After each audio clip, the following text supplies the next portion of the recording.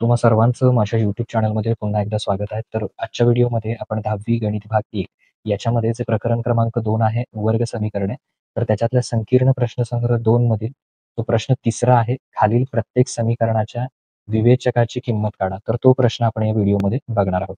तर विवेचक म्हणजे काय? तर लक्षात ठेवा b वर्ग वजा 4ac याची किंमत काढायची आहे, त्याला आपण विवेचक म्हणतो. तर सगळ्यात पहिल्यांदा काय करा, दिलेलं समीकरण आहे तसं लिहून घ्या. y वर्ग वजा 2y अधिक 2 बरोबर 0. आता याच्यात काय करायचं बघा, ए समीकरण कशामध्ये आहे तर वाय मध्ये घ्या. ए वाय वर्ग अधिक बी वाय अधिक सी बरोबर 0 या समीकरणाशी तुलना करून व याच्याशी तुलना करून, तर याच्याशी जर तुलना केली तर जसं इथं ए आहे वाय वर्गाला लागून, तसं इथं कोण आहे 2. म्हणजे ए बरोबर किती येणार 2. जसं इथं वाय ला लागून बी आहे तसं इथं काहीही संख्या दिसत नसेल तर ती 1 घ्यायची आणि त्याचं चिन्ह पण घ्यायचं, म्हणजे -1 किंवा ऋण 1. बी बरोबर 1 आणि हे चिन्ह ऋण 1 आणि सी बरोबर 2. तर ह्या सगळ्या किमती शोधायच्या आणि त्यानंतर मग बी वर्ग वजा 4ac ची किंमत आहे ती शोधायची. आता बी वर्ग म्हणजे कोणाचा वर्ग? ऋण 1 चा वर्ग वजा 4 गुणिले ए ची किंमत किती आहे 2 आणि सी ची किंमत किती आहे 2. तर ऋण 1 चा वर्ग, ऋण 1 म्हणजे काय? तर ऋण 1 चा वर्ग म्हणजे ऋण 1 गुणिले ऋण 1. तर ऋण ऋण काय होणार? धन आणि 1 गुणिले 1 किती येणार 1. म्हणजे ते थोडक्यात अधिक 1 आले किंवा 1 आले फक्त. आता इथे बघा, पहिल्यांदा 4 गुणिले 2 केले तर ते किती येतात 8 गुणिले 2 म्हणजे 1 वजा 8 गुणिले 2 किती येणार आहेत 16. तर थोडक्यात आता मी इकडे लिहितो बी वर्ग वजा 4ac बरोबर, म्हणजे याच्या पुढची स्टेप. एकचं चिन्ह काही नाही म्हणजे इथे अधिक आहे, हे आपण वरती लिहिलेच. हे अधिक आणि हे वजा, चिन्ह भिन्न असल्यास वजाबाकी, म्हणजे 16तून 1 गेले किती उरणार 15 आणि त्यातली मोठी संख्या कुठली 16, त्याचं चिन्ह काय आहे ऋण, त्यामुळे ऋण 15 म्हणजे बी वर्ग वजा 4ac बरोबर ऋण 15 हे त्याचं अचूक उत्तर असणार आहे. बी वर्ग वजा 4ac बरोबर ऋण 15 हे झालं पहिल्या समीकरणाचं उत्तर. आता दुसरं बघूया. 5m वर्ग वजा m बरोबर 0. याच्यामध्ये जर आपण बघितलं तर समीकरण आधी व्यवस्थित लिहूया. 5m वर्ग वजा m ला लागून काही सहगुणक नसेल तर 1 घ्या, जसं मगाशी वरती आपण केलं होतं.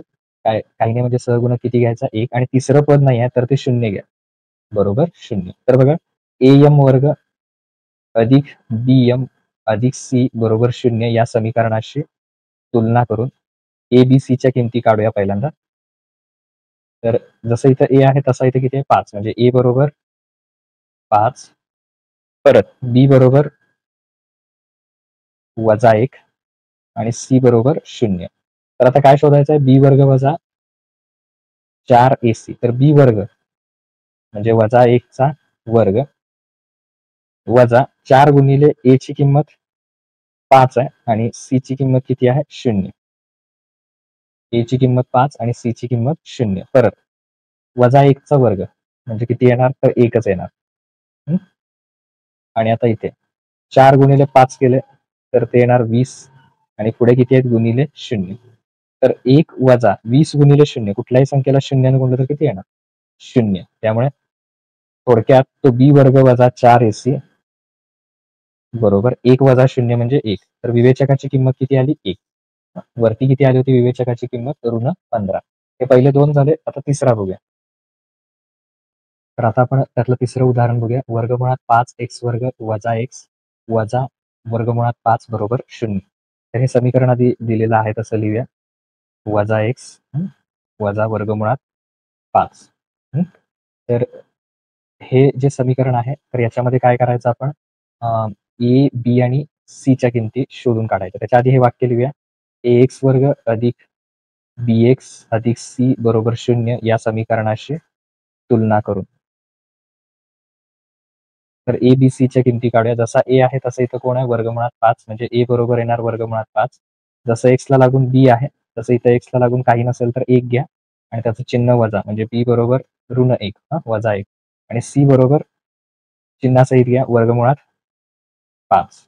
आता आपल्याला विवेचकाची किंमत काढायची आहे, म्हणजे बी वर्ग वजा 4ac.